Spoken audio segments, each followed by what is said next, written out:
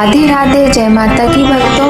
आप सभी का स्वागत करती हूँ स्पिरिचुअल ज्ञान साधना में और आप सभी से अनुरोध करती हूँ कि स्पिरिचुअल ज्ञान साधना को सब्सक्राइब कर लीजिए और बेल आइकन को प्रेस कर दीजिए ताकि आपको नई नई वीडियोस का नोटिफिकेशन। जय माता की राधे राधे भक्तों, कैसे हैं आप सभी लोग। आशा करते हैं ईश्वर की कृपा से सभी लोग बहुत अच्छे होंगे। बताने के लिए कमेंट में जय माता की राधे राधे अवश्य ही लिखिएगा। भक्तों, आज शनिदेव जी का दिन है। शनिदेव जी को कर्म फल दाता कहा गया है।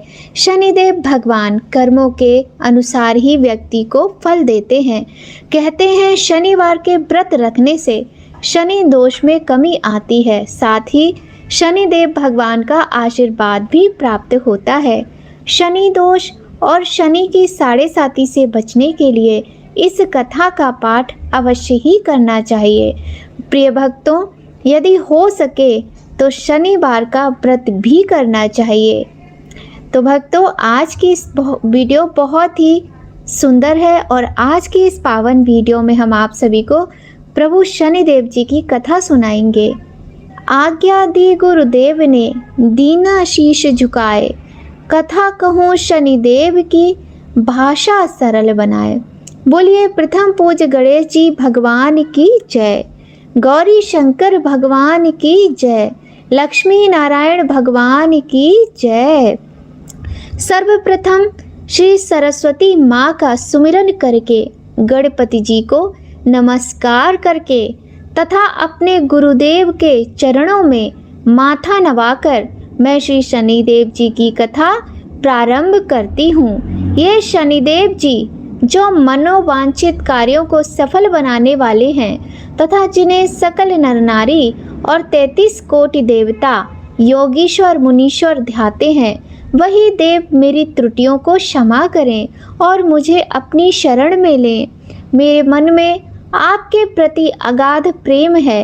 यह बात सर्वविदित है कि जो लोग शनिदेव जी को ध्याते हैं उनके सकल मनोरथ सफल होते हैं तथा जो ऐसे देव को भूल जाता है वह इस संसार में महान दुख पाता हुआ नरकगामी होता है और अगले जन्म में पशु की योनि में जाता है। जो कथा मैं तन मन से कहने जा रही हूँ उसे आप भी सच्चे मन से ग्रहण करें। एक बार संसार में चहुं ओर पूजे जाने वाले नवग्रह एक स्थान पर एकत्रित हुए, परस्पर विविध प्रकार के वार्तालाप करने लगे। जब बात घूमती हुई उस स्थान पर आ पहुंची कि हम नवग्रहों में सबसे बड़ा और सर्वाधिक पूजनीय कौन सा देव है, तो प्रत्येक ग्रह देवता स्वयं को बड़ा कहने लगे। इस बात पर जब बहुत देर तक वाद विवाद होता रहा तो कोई निर्णय नहीं हो सका, तो यह तय हुआ कि चलकर इंद्र से इसका निर्णय कराना चाहिए। अतः वह 9 के 9 ग्रह इंद्रदेव के समक्ष उपस्थित हुए। उन सबकी बातें सुनकर इंद्रदेव भी सोच में पड़ गए कि किसे छोटा कहूँ और किसको बड़ा कहूँ, किसकी श्रद्धा के पात्र बने और किसके कोप के भाजन। अंत में सोच समझकर निर्णय न करते हुए वह बोले, मैं अल्प बुद्धि इस बात का निर्णय करने में असमर्थ हूँ। मुझे तो आप सभी बड़े नजर आते हैं और मैं सभी का आदर सम्मान समभाव से करता हूँ। इस पर नवग्रह संतुष्ट नहीं हुए और हठ करने लगे कि इसका निर्णय आपको अवश्य करना चाहिए। तब देवराज बोले, आप लोग मृत्युलोक में जाइए, वहाँ एक अत्यंत न्यायप्रिय राजा विक्रमादित्य राज्य करते हैं। आप उनके पास जाइए, वह आपका कोई न कोई उचित निर्णय अवश्य कर देंगे। इंद्र से निराश होकर नवग्रह मृत्युलोक में जाने को तत्पर हो गए। देवराज इंद्र ने जब उन्हें वहां जाते देखा तो प्रसन्न होकर चैन की सांस ली। इस धर्म संकट से निकलना उनके लिए सचमुच ही कितना दुश्वार था। वह अपनी चतुराई से अपने ऊपर आए संकट को राजा विक्रमादित्य पर टालकर बहुत प्रसन्न हुए। उज्जैन नगरी की उन दिनों सारे ही भारत में धाक थी। एक तो वहाँ राजा विक्रमादित्य के दरबार में बड़े बड़े ज्ञानवान लोगों का सम्मेलन होता था, दूसरे उस न्याय प्रिय राजा के न्याय से उज्जैन नगरी का सारे भारत में डंका बजता था। स्वर्ग में जब नवग्रहों का निर्णय ना हो पाया तो वह अपने अपने विमानों पर आरूढ़ हो मृत्यु लोक में आ पहुँचे। ठीक उस समय राजा विक्रमादित्य का दरबार ठसाठस भरा हुआ था। तब नवग्रह वहां जा पहुँचे। नवग्रहों को इकट्ठे देखकर राजा विक्रमादित्य अपने सिंहासन से उठ खड़े हुए और सभी देवों को सम्मान पूर्वक आसन ग्रहण करने को कहा, किंतु राजा के इस सम्मान को किसी भी ग्रह देवता ने स्वीकार नहीं किया। तब विक्रमादित्य ने प्रश्नवाचक दृष्टि से उनकी ओर देखा तो बृहस्पति देव ने आगे बढ़कर दृढ़ स्वर में कहा, हे राजन, हम यहाँ पर तब तक आसन ग्रहण नहीं करेंगे जब तक कि आप हमारा यह निर्णय नहीं करेंगे कि हम लोगों में सबसे बड़ा कौन है। राजा अपने ऊपर आए इस धर्म संकट को देखकर पल भर के लिए घबरा गए, परंतु शीघ्र ही उन्होंने स्वयं को संभाल लिया। उनके मन में एक युक्ति सोची। उन्होंने दरबार में छोटे छोटे आसनों की एक पंक्ति प्रवेश द्वार तक चली गई। राजा ने उन लोगों से कहा कि आप यहाँ पर आसन ग्रहण कीजिए और मैं सोचकर अपना निर्णय करता हूँ। यह कहकर राजा अपने सिंहासन पर बैठ गए। सिंहासन के निकट ही जो आसन पड़ा था उस पर भागकर बृहस्पति देव जा बैठे। उनके अगले आसन पर सूर्य देव जा बैठे। सूर्य देव के निकट चंद्रमा और फिर इसी क्रम में बुध, मंगल, राहु, केतु इत्यादि ने भी अपना अपना आसन ग्रहण कर लिया। पंक्ति में 8वें थे भार्गव, किंतु उन्हें भी संतोष था कि उनके बाद शनिश्चर बैठेंगे, किंतु आसन प्रवेश द्वार के समीप होने के कारण और सबसे अंत में होने के कारण शनिदेव जी उस पर नहीं बैठे। राजा विक्रमादित्य ने सोचा था कि जो ग्रह उस अंतिम आसन पर बैठेगा वह उसी को विनय और दयाशील के आधार पर बड़ा कह देंगे, पर वहाँ तो बात दूसरी ही हो गई। शनिदेव जी अति क्रोधी और विकट स्वभाव के देवता हैं। जब वे नहीं बैठे तो 8 ग्रह खिलखिलाकर हंस पड़े। अपना इस प्रकार से अपमान होते देखकर शनिदेव जी की आंखें क्रोध से लाल हो गईं और भ्रकुटी तन गई। क्रोध से कांपते हुए बोले, राजन, मुझसे बैर लेकर तुमने अच्छा नहीं किया। क्या समझकर तुमने मुझे इस प्रकार से अपमानित करना चाहा है और क्यों मुझे तुम सबसे तले बिठाना चाहते हो? चांद ग्रह का प्रभाव 2.25 दिन रहता है। सूर्य, शुक्र और बुध का प्रभाव केवल आधा मास। सोम और मंगल 2 मास। गुरु 13 मास। राहु और केतु 18 मास रहते हैं, जबकि मैं 7.5 वर्ष तक रहता हूँ। इसलिए हे राजन, अब तू सावधान हो जा। तूने जो अपमान किया है इसका दंड तुझे अवश्य मिलेगा। राजा के कुछ दिन तो आराम से बीते, लेकिन शीघ्र ही शनिदेव जी की कोप दृष्टि फिरी और राजा पर 7.5 आ गई। उन्हीं दिनों एक व्यापारी कुछ घोड़े बेचने के लिए उज्जैन नगरी में आया। सुंदर सुंदर घोड़े देखकर राजा का जी ललचा गया। राजा ने उन्हें खरीदने का आदेश दिया। घोड़ों में एक घोड़ा भंवर नाम का था। राजा उस पर चढ़कर देखने लगे। कुछ देर तक तो घोड़ा राजा को लिए वहीं घूमता रहा, लेकिन फिर सहसा वह भाग खड़ा हुआ। राजा को बड़ा अचंभा हुआ कि घोड़ा एक भयानक जंगल में उन्हें पटक कर अंतर्ध्यान हो गया। राजा अकेला उस वीरान जंगल में भटकने लगा। सायंकाल के समय जब राजा को प्यास बहुत अधिक सताने लगी तो वह जोर जोर से चिल्लाने लगा। उधर एक पगडंडी से एक ग्वाला अपने गांव को जा रहा था। वह राजा की आवाज़ सुनकर रुक गया। राजा उसके पास गया। ग्वाले ने उसकी व्यथा जानकर उसे निकट की नदी पर ले जाकर पानी पिलाया। पानी पीने के बाद राजा स्वस्थ हो गया और प्रसन्न होकर उसने ग्वाले को अपने हाथ की अंगूठी उतार कर दे दी और उससे कहा कि मैं उज्जैन का रहने वाला हूँ, यहाँ रास्ता भटक गया हूँ, तुम मुझे रास्ता दिखाओ। तब ग्वाला उसे अपने साथ गांव में ले गया। वहाँ एक मिष्ठान की दुकान पर राजा ने मिठाई खा पी कर भूख मिटाई और दुकानदार को भी एक अंगूठी उतार कर दे दी। दुकानदार के पूछने पर उसने उससे भी यही कहा कि वह उज्जैन नगरी का रहने वाला है और उसका नाम बोना है। फिर वह दुकान के बंद होने तक वहीं बैठा दुकानदार से बातें करता रहा। उस दिन दुकानदार की बिक्री बहुत अधिक हो गई। उसने सोचा, यह पुरुष अत्यंत भाग्यवान है जो इसके आने से आज मेरी इतनी बिक्री हुई है। इसलिए रात होने पर वह उससे बोला कि वह उसके साथ घर चले और उसके साथ ही भोजन करे। राजा भी मान गया। जब वह दोनों घर पर पहुँचे तो दुकानदार की पत्नी ने उनका बड़ा स्वागत सत्कार किया और अतिथि के लिए विशेष रूप से भोजन तैयार किया। भोजन करते समय एक अद्भुत घटना घटी।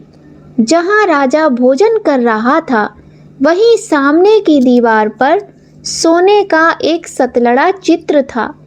सहसा ही वहाँ एक हार भी टंगा हुआ था, जो कि सहसा हार एकदम से अदृश्य हो गया। दुकानदार के यहाँ एक बांदी थी। उसने जाकर घर की मालकिन से कहा, वहाँ खूंटी पर हार नहीं है। जब बात दुकानदार तक पहुँची तो उसने राजा से बोला। राजा बोला, मुझे तो नहीं मालूम, तुम्हारे और मेरे अतिरिक्त तो यहाँ कोई नहीं था। दुकान वाले ने बोला, सच सच बताओ, हार कहाँ है? राजा ने कहा, मुझे नहीं मालूम। राजा फिर बोला, मेरे पास कोई हार नहीं है। जब कोई निर्णय न हो सका तो दुकानदार राजा को उस नगर के राजा के पास ले गया। उस नगर के राजा ने जब विक्रमादित्य की भोली भाली सूरत देखी तो वह बोला, यह व्यक्ति कभी चोरी नहीं कर सकता और यह कहकर उसने विक्रमादित्य को छोड़ दिया। विक्रमादित्य जब उसे नगर में यूं ही इधर उधर घूम रहे थे तब उस नगर के एक तेली ने कहा कि वह उसके यहाँ काम कर ले तो उसे वह रहने को स्थान और खाने को सामग्री भी देगा। राजा मान गया और तेली उसे अपने घर ले आया। वहाँ सारा दिन राजा धाड़ी पर बैठा उसके बैलों को हाँकता रहता और तेली बाजार में तेल बेच आता। जब वर्षा ऋतु आई और मूसलाधार वर्षा होने लगी तब धाड़ी पर बैठे हुए विक्रमादित्य ने मौज में आकर ऊंचे ऊंचे स्वर में राग अलापना आरंभ कर दिया। निकट ही उस नगर के राजा का राजमहल था। वहां खिड़की में बैठी राजकुमारी ने जब राजा का मधुर स्वर में गीत सुना तो वह अपना दिल हार बैठी। उसने बांदी को पता करने के लिए भेजा। बांदी वहां राजा को गाते हुए देखकर लौटी तो राजकुमारी से बोली कि वहां पर तो कोई अति सुकुमार नवयुवक बैठा मस्ती में आंखें बंद किए गा रहा है। राजकुमारी ने सुना तो उसने अन्न जल का त्याग कर दिया। रात तक जब उसने कुछ नहीं खाया तो रानी ने आकर उसे बहुत समझाया, पर वह बोली कि वह तो उस गाने वाले से ही विवाह करेगी। रानी ने जाकर राजा से कहा कि राजकुमारी एक तेली पर मोहित हो गई है और उससे ब्याह रचाना चाहती है। राजा ने जब ये सुना तो वो बहुत ही क्रुद्ध हो गया। उसने तेली के घर से विक्रमादित्य को बुला लिया और उसके हाथ काटकर जंगल में फिकवा दिए। जब ये बात राजकुमारी को पता चली तो वह अपनी बात पर और दृढ़ हो गई। बोली, मैं तो अब उसी वर को चुनूंगी, वह चाहे कैसा भी हो, मैं उसी से विवाह करूंगी। बेटी की हठ देखकर लाचार हो राजा ने दोबारा विक्रमादित्य को नगर में बुलवाया और उससे राजकुमारी का मामूली ढंग से पाणी ग्रहण कराया और एक साधारण से घर को बसा दिया। दोनों ही वहां रहने लगे। एक दिन जब विक्रमादित्य सोए थे तो स्वप्न में उसे शनिदेव दिखाई दिए। विक्रमादित्य ने उनके सामने नमस्कार किया और क्षमा याचना की। शनिदेव जी ने उन्हें आशीर्वाद दिया और बोले, अब तुम्हारी साढ़े साती समाप्त हो गई है। राजा बोले, मुझसे जो गलती हुई उसके लिए मुझे क्षमा कर दीजिए। शनिदेव जी ने मुस्कुराकर उन्हें आशीर्वाद दिया और राजा के दोनों हाथ भी वापस आ गए। राजा ने अपनी पत्नी राजकुमारी को रात को जगाया नहीं। वह रात को उसके गले में अपनी बाहें डालकर सो गए। सुबह जब राजकुमारी की आंख खुली तो उसने अपनी गर्दन में बाहें पड़ी देखी और वह चौंक कर उठ बैठी। लेकिन शीघ्र ही उसने जब विक्रमादित्य को जगाया और सब बातों से जब विक्रमादित्य ने उस राजकुमारी को अवगत करा दिया, तब वह वहां के राजा के पास पुनः पहुंचे और उन्हें भी ये बात मालूम हुई। वह भागा भागा आया और उस अपंग को फिर से स्वस्थ देखकर चकित रह गया। उसको भी विक्रमादित्य ने यही कहा कि यह सब शनिदेव जी की कृपा का फल है और विक्रमादित्य ने अपना वास्तविक परिचय भी उस राजा को दिया। सारा किस्सा विस्तार से सुनाया। सुनते ही राजा विक्रमादित्य के चरणों में गिर गया और क्षमा याचना करने लगा। बस यह खबर शीघ्र ही सारे नगर में फैल गई। दुकानदार को जब यह खबर मिली तो वह भागा भागा आया और विक्रमादित्य के पांव में लौटने लगा। विक्रमादित्य ने उसे उठाकर आसन पर बिठाया और कहा, तुम घर जाकर उस खूंटी पर देखो, हार टंगा होगा। सच ही दुकानदार ने देखा तो वहां हार टंगा पाया। राजा ने नौकरानियों के साथ लश्कर समेत विक्रमादित्य को विदा किया। राजा विक्रमादित्य जब राजकुमारी को लेकर अपनी नगरी उज्जैन में लश्कर समेत पहुँचे तो सारी नगरी में उत्साह छा गया। अपने राजमहल में प्रवेश करने से पूर्व विक्रमादित्य ने नवग्रहों की पूजा की और शनिदेव जी को सर्वोच्च स्थान दिया। साथ ही उसने नगर में ढिंढोरा पिटवा दिया कि शनिदेव जी मनोवांछित फलों को देने वाले हैं और नवग्रहों में सर्वोच्च स्थान रखते हैं। इस प्रकार शनिदेव जी को मनाकर विक्रमादित्य ने अपने राज्य, यश और कीर्ति को प्राप्त कर लिया। बोलिए प्रिय भक्तों, श्री शनिदेव भगवान की जय।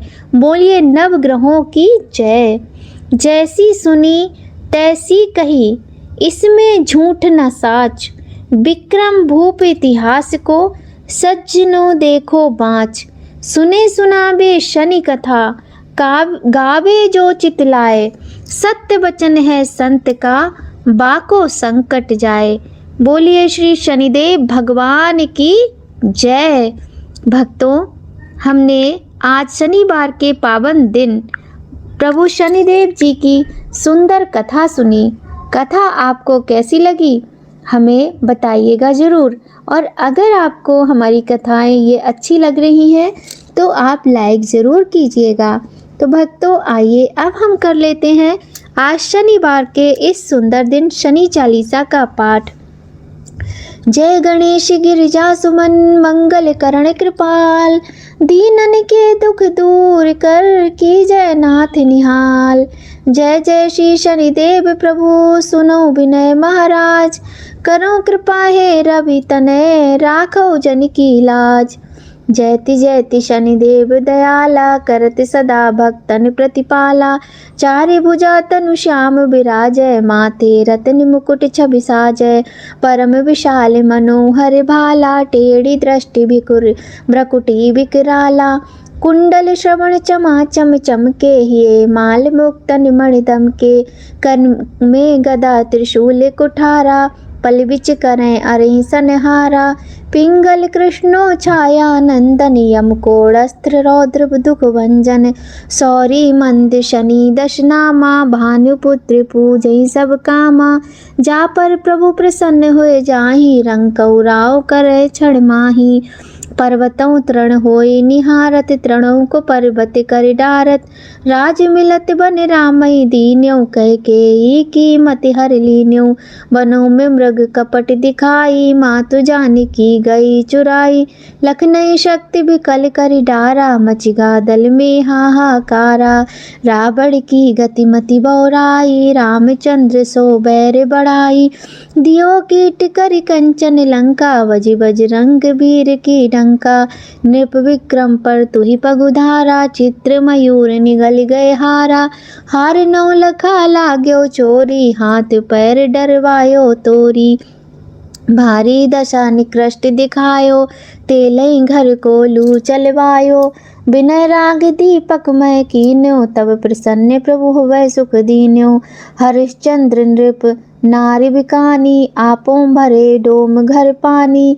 तैसे नल पर दशा सिरानी, भूजी मीन कूद गई पानी। श्री शंकर गयो जब जाई, पार्वती को सती कराई। तनिक बिलोकत ही कर रीसा, न बूढ़ गयो गौरी सुत सीसा।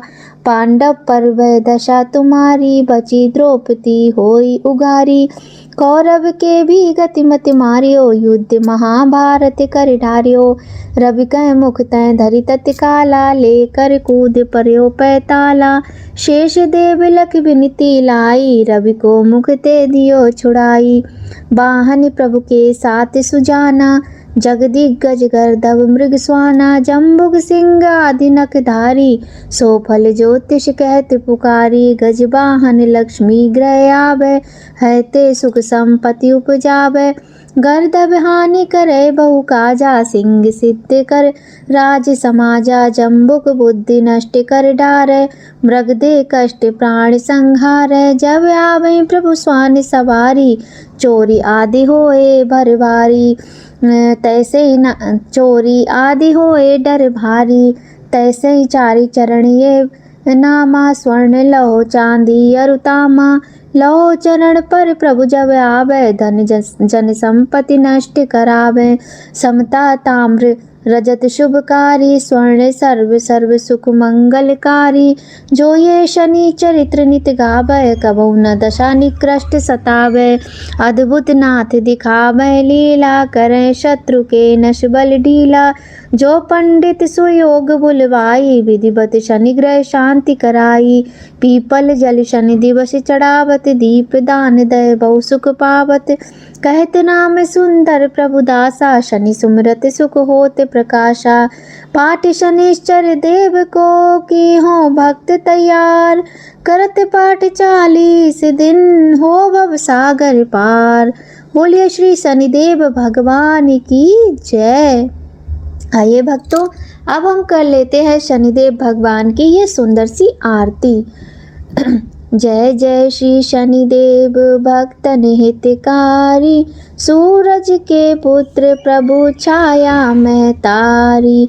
जय जय श्री शनिदेव भक्तन हितकारी, सूरज के पुत्र प्रभु छाया में तारी। श्याम अंग वक्र दृष्टि चतुर्भुजाधारी, श्याम अंग वक्र दृष्टि चतुर्भुजाधारी। नीलांबर धर ध्यान गज की सवारी। जय जय शनिदेव प्रभु भक्तन हितकारी, किरीट मुकुट शीश रचित दीपत है लिलारी। किरीट मुकुट शीश रचित दीपत है लिलारी। मुक्तन की माला गले शोभित बलिहारी।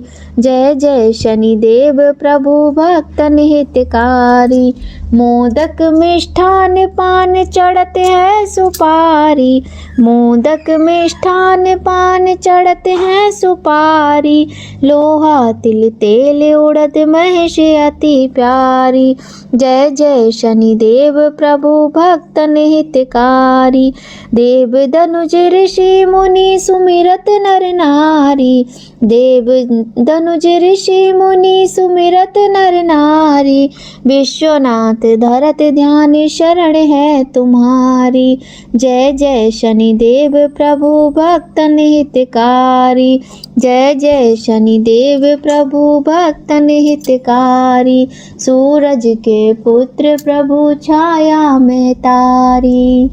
भक्तों बोलिए श्री शनिदेव भगवान की जय।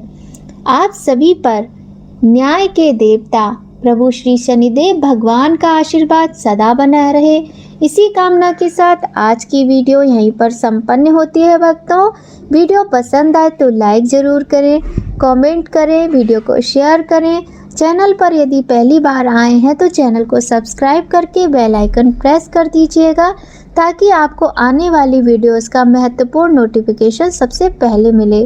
तो भक्तों आप सभी से विदा लेते हैं। जय माता की। राधे राधे भक्तों।